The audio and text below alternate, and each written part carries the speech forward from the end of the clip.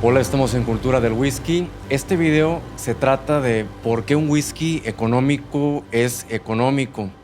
Sí, es un approach que se me ocurrió para platicar acerca de los whiskies económicos.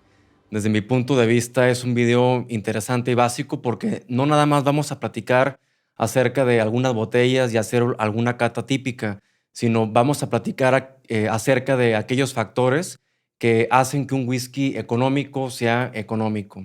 Entonces, bueno, los puntos que vamos a revisar en este video son los siguientes.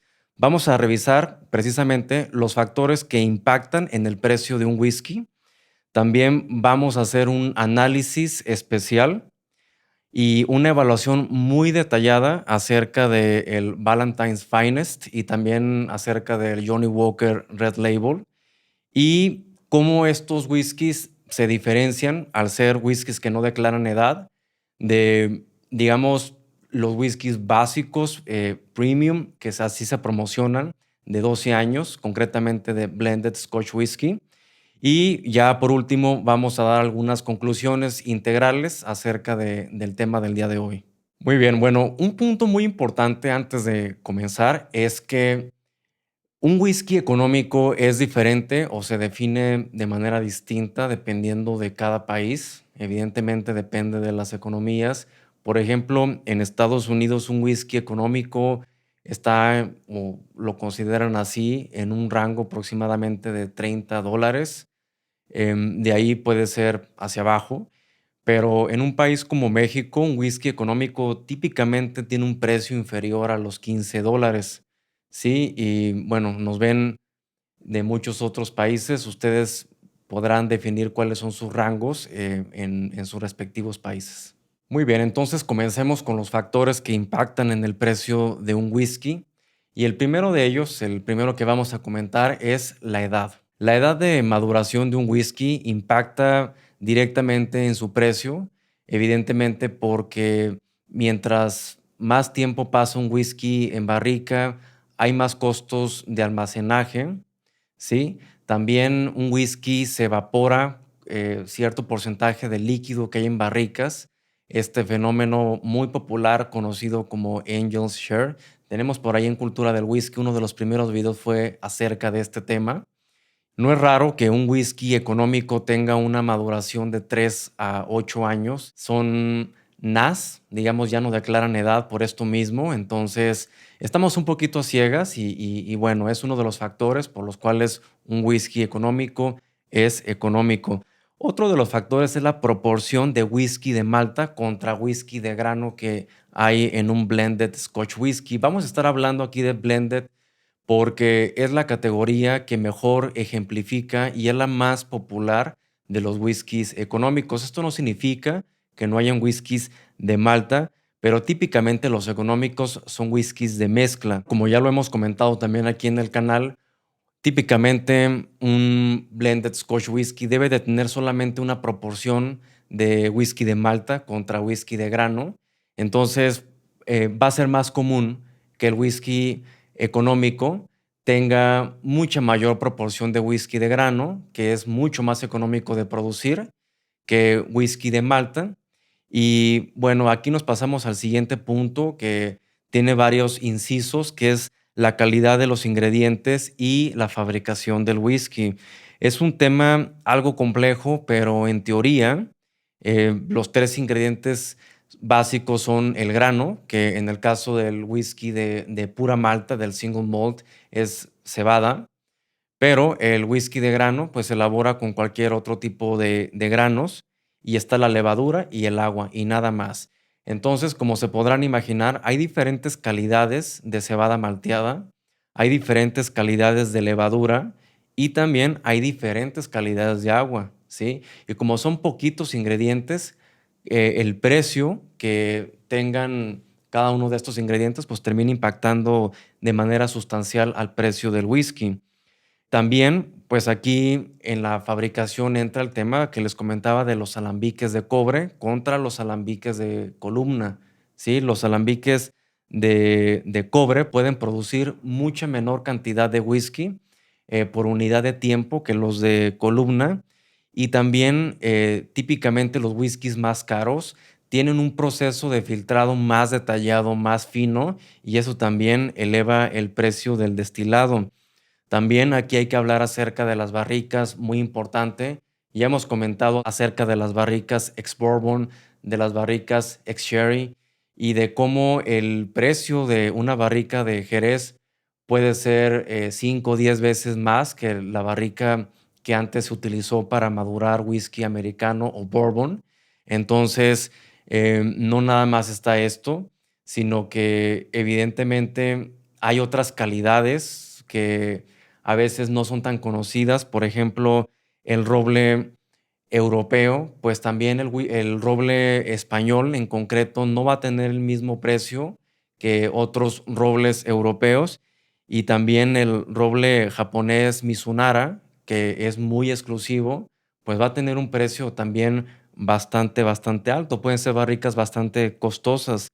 Y esto también se da porque cada tipo de roble varía en su porosidad y evidentemente pues el destilado que está dentro de la barrica va a interactuar y se va a absorber de manera distinta en la barrica y con esto pues las cualidades que vaya a tomar de la misma madera pues va a ser distinto, ¿no? Dependiendo de la madera. Otro punto muy importante es el corte. Es el punto en el que ya deciden no tomar el producto del destilado para transformarlo en whisky y como se podrán imaginar, tiene que ser una persona que tiene ya muchísima experiencia en las destilerías para saber cuándo parar ese líquido destilado, porque llega un punto en el que empiezan a salir impurezas y otros factores que van a hacer que el destilado no sea tan fino y evidentemente en el whisky más premium tienen que cortar mucho antes, lo que se traduce en un menor volumen de destilado. Y aquí viene también el tema de los lotes, porque hay whisky, el whisky premium se fabrica en lotes más pequeños, también se madura en lotes más pequeños y evidentemente esto se va pues a traducir en un whisky que ha sido, digamos, producido con mayor cuidado, con más atención al detalle, y esto pues impacta bastante, ¿no? En el precio del whisky. Ahora, la temperatura y el clima son bastante importantes. En lugares donde hay climas más cálidos, el whisky se va a madurar con mucha mayor rapidez que, por ejemplo, en las bajas temperaturas que hay en las bodegas de Escocia, ¿no? Entonces, mientras más rápido se pueda impartir estos sabores de la madera en el whisky, pues puede salir mucho más rápido al mercado y evidentemente pues esto se traduce en menores costos. Ahora, ¿de dónde proviene el marketing, el empaque y la popularidad? Es uno de los factores también que son súper importantes porque mientras más pague una marca de marketing para promocionar su whisky, pues se tiene que ver reflejado en el costo final del mismo. Y pues también el pedigrí, ¿no? Los whiskies japoneses inclusive empezaron a comprar whisky de otros países como Escocia y los empezaron a armar en Japón, a mezclar en Japón para etiquetarlos como whisky japonés y evidentemente pues todo esto es un aprovechamiento, es sacar una ventaja para poder cobrar más por un producto, pero todo esto es consecuencia pues del posicionamiento de las marcas y de los países, ¿no? También tiene que ver con la moda. Whiskies más raros de destilerías que ya no existen también impactan en el precio de un whisky, ¿no? Entonces, en resumidas cuentas, lo que podemos esperar o lo que podemos asumir de un whisky económico es que son whiskies que se producen de manera masiva. Estoy hablando concretamente de estos dos.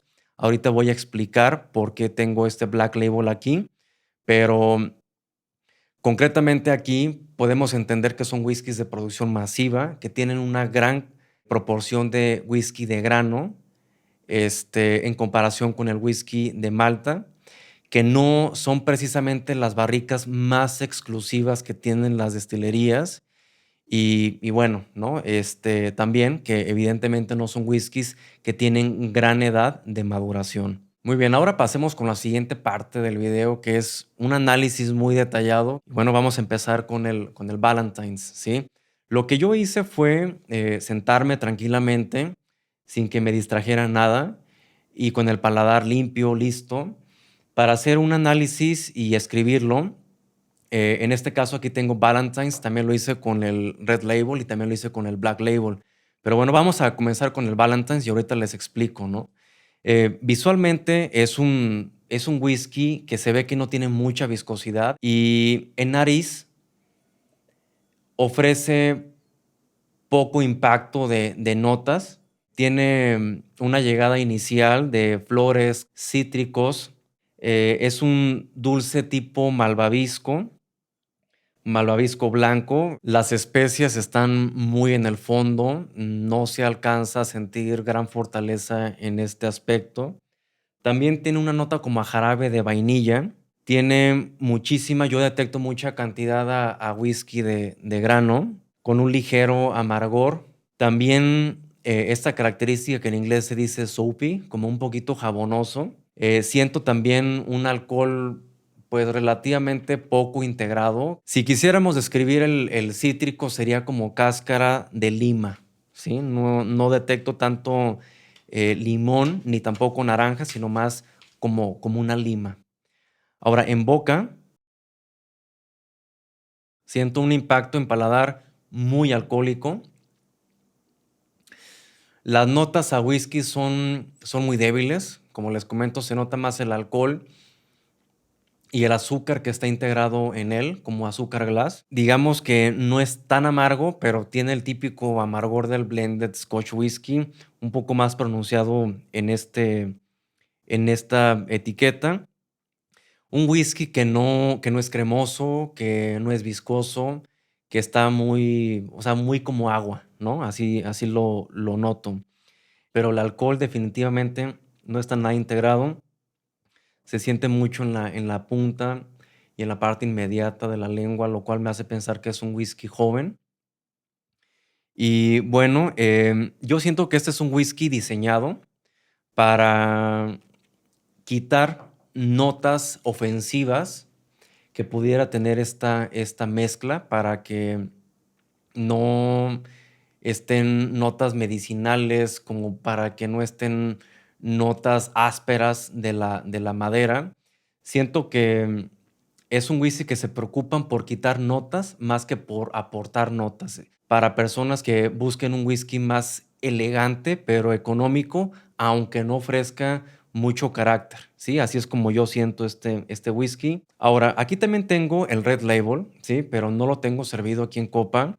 Y lo que voy a comentar, según el análisis que hice previamente, es que es un whisky que tiene una nariz mucho más ahumada que el Ballantine's. Es un whisky muy, muy diferente, que sus notas dulces son más bien amieladas.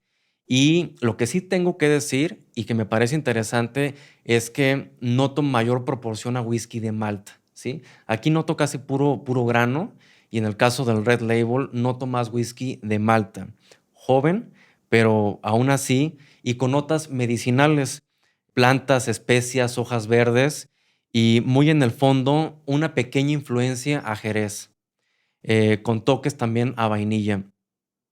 Tiene una nota salada también, porque tiene whiskies que desde mi punto de vista son costeros, son whiskies ahumados, con también esta nota a vainilla y caramelo típica de Johnny Walker. Johnny Walker tiene una nota acaramelada que es muy típica de sus single malts de Diageo, que utiliza para conformar los blends y que de igual manera me da a entender que tiene mucha mayor proporción a whisky de malta. En el caso del cítrico, aquí sí lo noto más hacia la naranja, también lo que me da a entender que es un whisky más maduro y es un whisky que es un poco dulce también. En boca tiene mayor influencia a notas maderosas y a especias, ¿no? Algo de taninos por ahí. Y en llegada tiene una explosión a sabor que también va acompañada de un alto impacto alcohólico, ¿sí? Evidentemente estamos hablando y a mí se me refleja como un whisky joven y tiene un poquito más de viscosidad y es mucho más complejo que el Ballantine's. Son notas mucho más difíciles desde mi punto de vista porque tiene pues notas medicinales, como ya lo había mencionado, taninos, salados. No es un whisky suave, ¿sí? Esto ya lo saben muchas personas, pero tampoco es un whisky viejo, lo cual lo explica.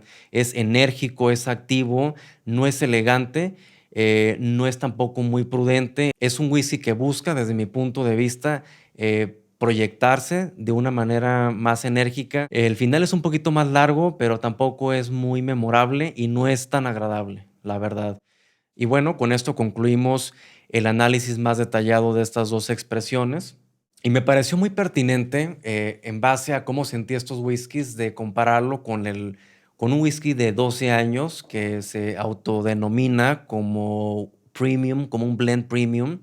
Y es por eso que aquí tengo el Johnny Walker Black Label, del cual también hice un análisis previo. La diferencia es muy, muy dramática. Tiene una mucho mayor viscosidad, ¿sí? Evidentemente, aquí también va a utilizar colorante artificial, por lo cual pues es un poco más oscuro. Pero lo que me llama la atención, por ejemplo, en nariz, es de que tiene un mucho, mucho mayor impacto, o sea, sabe más a whisky. Es bastante claro que tiene mucho más proporción de whisky de malta. Luego, luego notas que tiene mucho más cuerpo, mucha más complejidad perceptible, caramelo más fino, no tan azucaroso, sino tal cual más caramelo, un poco más untuoso, más mantequilloso, turba tipo combustible, como es la característica tradicional de Johnny Walker, pero sin ser muy negativo. Tiene una nota como chocolatosa, algo ligera, con caramelo salado y una naranja también ahumada, una naranja más jugosa, mucho más dulce. Y en boca, mm,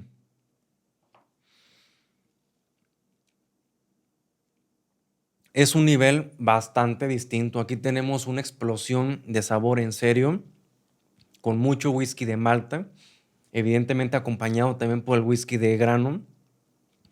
Se incrementa rápidamente este impacto de sabores desde el momento en el que lo pruebas. La sedosidad, cómo te envuelve en boca, es mucho más cremoso.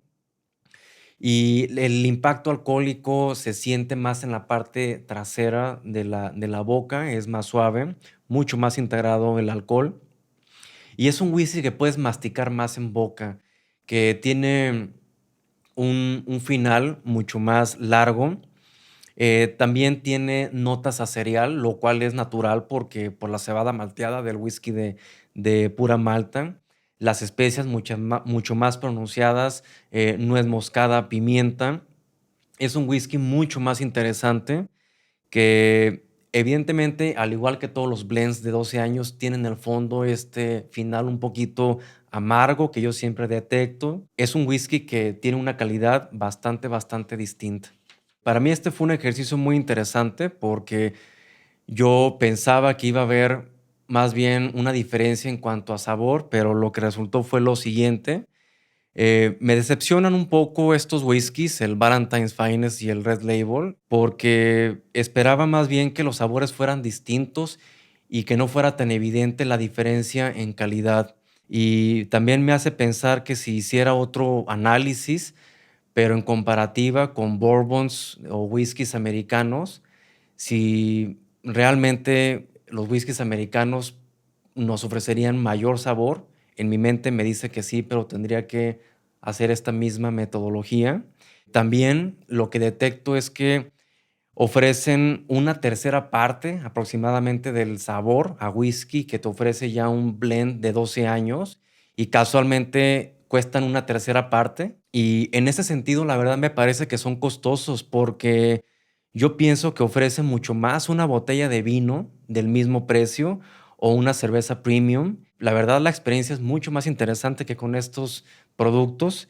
Y por último, les voy a pedir que dejen sus comentarios acerca de qué opinan acerca de este tema, pero no sin antes que hagan el mismo ejercicio que yo hice de servirse en copa su whisky económico contra un blend o un 15 años o un 18 años. Yo en este caso lo hice de un blend de 12 años porque la diferencia fue tan dramática que ni siquiera fue necesario irme con un whisky más arriba. Entonces comenten, pero no sin antes haber hecho este ejercicio porque se van a impresionar.